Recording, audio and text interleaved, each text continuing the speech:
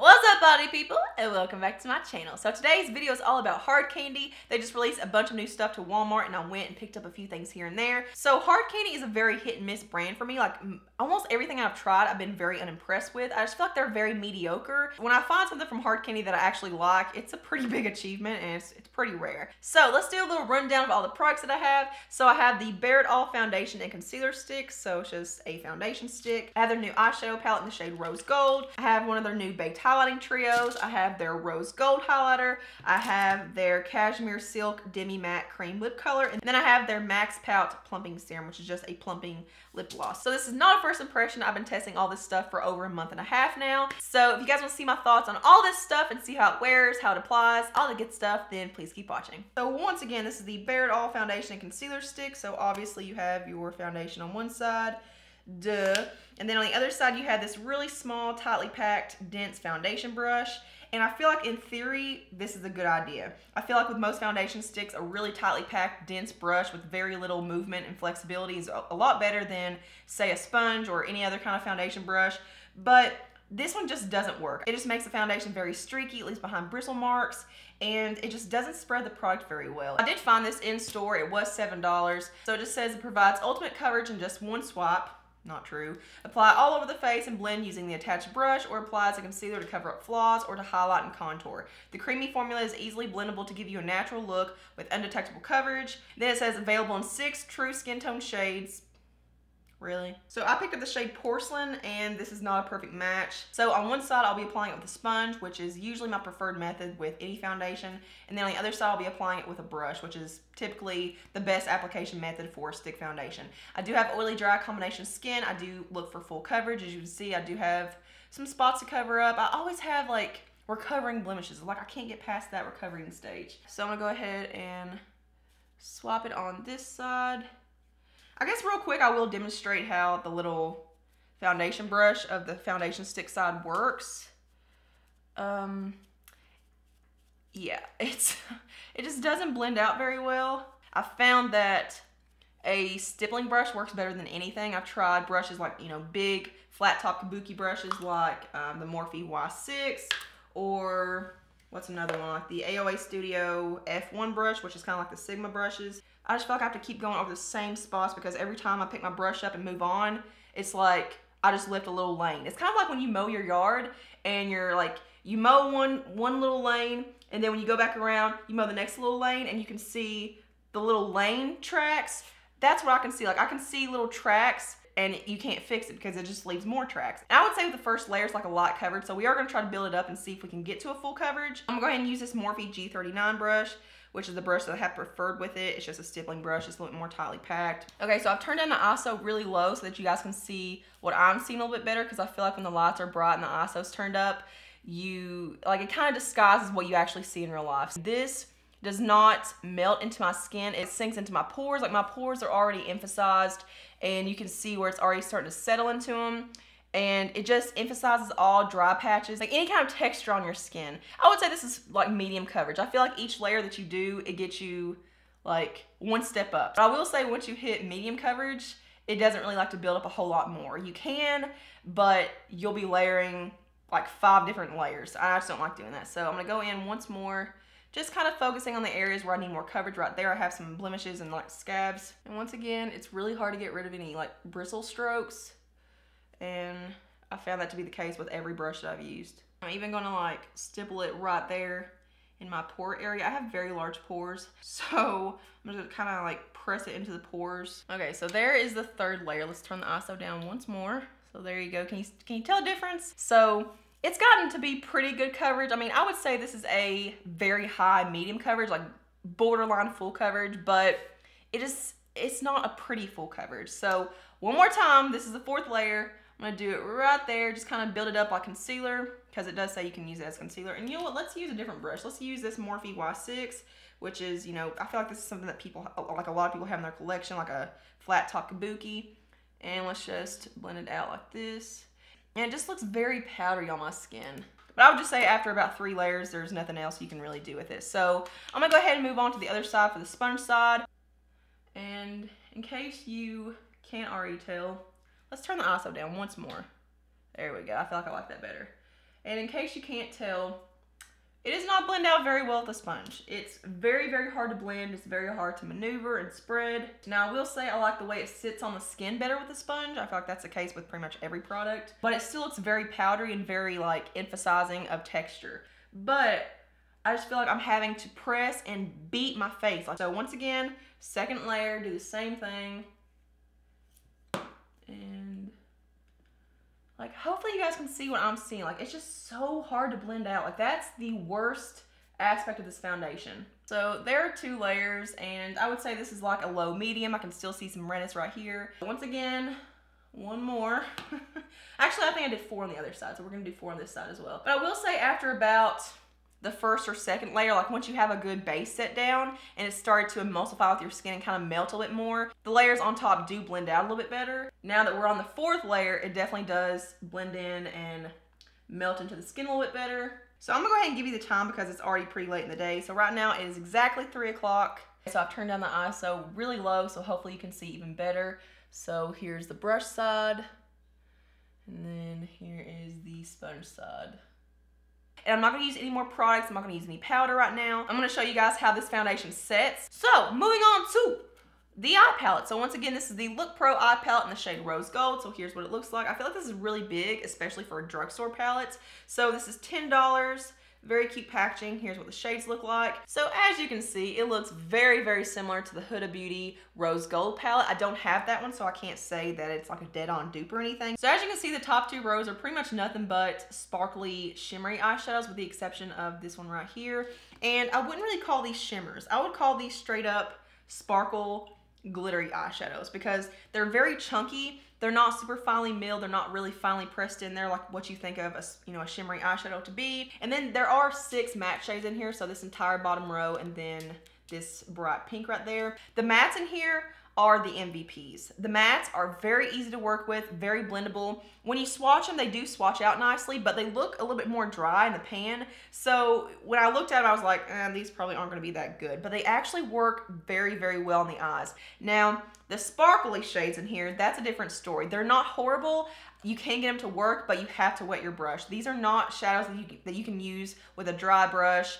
They are very flaky, very chunky, and they just kind of fall over your eyes. Even when you wet the brush, they still give you a lot of fallout. So I do want to go over what I did to my eyes today. I'm not done with my lower lash line yet, so just ignore that. But I used this matte ivory vanilla shade to set my entire eyelid, to set my eye primer down. And then I used this pinky, like, muted blush color for my transition shade. And I love this kind of shade with pinks and reds and cranberries and any kind of berry shade, and I feel like that's missing from a lot of palettes, so I appreciate that they actually did that. And then I went in with this really bright pink in the crease as well, just kind of underneath that transition shade. And then I went in with this red shade and put that in the lower crease as well, and I absolutely love how this red shade looks on the eyes. With most red shadows that I've tried, they usually end up oxidizing or just looking very muddy, and they end up looking more like a purple or more like a brown. This is true to color. It actually looks like what it looks like in the pan on your eyes. Then I went in with this matte black and just kind of smudged out the lash line. This is an amazing black. It's very pigmented, but it's also very like smoky, so it's very good for using as like an actual eyeliner or to replace eyeliner, or it's good for, you know, blending in the crease or like the outer V or whatever. Then I went in with this sparkly gold, and I did wet my brush obviously, and I put that in the center of my lid just to kind of enhance the next shade that I used, which is this really pretty Corally Rose Gold. So I put that all over the eyelid, again, wet it. But I've been sitting here for about 23 minutes, and as you can see, my oils are starting to come through and kind of rehydrate the foundation, so it doesn't look as powdery matte as what it looks like when you first get done applying it. So I guess I'm gonna go ahead and go off camera and finish up my concealer, any cream products, you know, bronzer, blush, stuff like that, and then setting powder, and I'll come back and show you the 2 highlighting products that I have, and then I have 2 different lip products. So I want to go ahead and talk about one of the lip products first because I want you guys to see how it sets, like what kind of finish it sets to be. So this is the Cashmere Silk Demi Matte Cream Lip Color. So here's what it looks like. Very, very cute package, and I got the shade Macaron. I feel like it's to be macaroon, but it's macaron. So this kind of gives me like Kim Kardashian beauty vibes, like this like nude pink look to it. So here's what the wand looks like. I really do like the wand. It's that up-to-date, kind of flexible, flat doe foot applicator. I feel like it really does pick up a good amount of product. I'm not gonna use any lip liner or anything. I'm just gonna show you how this looks on its own. Okay, so here's what macaron, but what I feel like should be macaroon, looks like. And as you can see, it's a pretty like natural lip color. It's kind of like a Your Lips but better kind of lip color. And as you can see, it's pretty glossy. There is no matte aspect to this. It's like a lip gloss, but I don't like this product. I don't like how it wears. I don't like the way it feels. It starts feeling uncomfortable and sticky. It doesn't hold up very well. And it's just, there's just not enough color payoff. Like, it's just not pigmented enough. But really quick, there are a few things I wanted to mention about the face makeup before I move on. Number one being the face primer that I use, because I didn't mention that before I started, and I should have. I use the Nivea Post Shave Balm. I always try to use this in videos, like when I'm testing it, or even on my own. I try to use this because it doesn't add anything extra. Like, it doesn't add like a mattifying aspect or any kind of dewy luminosity. It's just a standard, like, foundation base. And then as far as how everything else blended on top of the foundation, like my cream products and powder and stuff, I do have a slightly hard time blending stuff on top. I did find that it kind of dragged a little bit, but you can get it to work. Like, it does look normal now, but it looks very matte. Like, it just looks very flat. With setting spray and stuff, it does revive my skin. It does look a lot better. So moving on to the highlighter products, I do have two. So we're gonna do one on each side of my face. So this is the Just Glow Rose Gold Highlighter. I don't really know how much this is. I feel like it was like $6 or $7, but I can't find it online. So all the information will be linked below, but very cute packaging. And then on the inside, you have three different shades. So you have a soft white gold champagne, then more of like a light pink, and then more of a rose gold coppery kind of color. So obviously you can customize a shade. You can dip your brush into one side or two or all three. I like to use all three just so I can get use out of all of them. So that's what I'm gonna do today. I'm just gonna get my fan brush into all of them.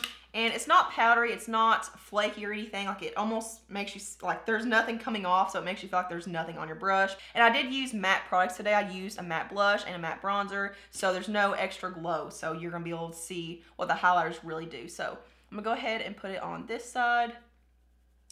And this product is okay. Like, it's not super unique. It's not extraordinary. Like, there's nothing super original about it. I feel like, again, they're just kind of playing on the rose gold trend. There's what it looks like with just like a light thin layer. You can get it very subtle and very natural. I will say the formula is nice in that it doesn't emphasize texture a whole lot. It's not super frosty or super shimmery to where it emphasizes pores and hair and any kind of dry patches or texture. It looks very like skin-like, and it does have a more rose gold aspect to it when you mix them all together. I just feel like there are so many good highlighters out there now that, I don't know, the competition is real.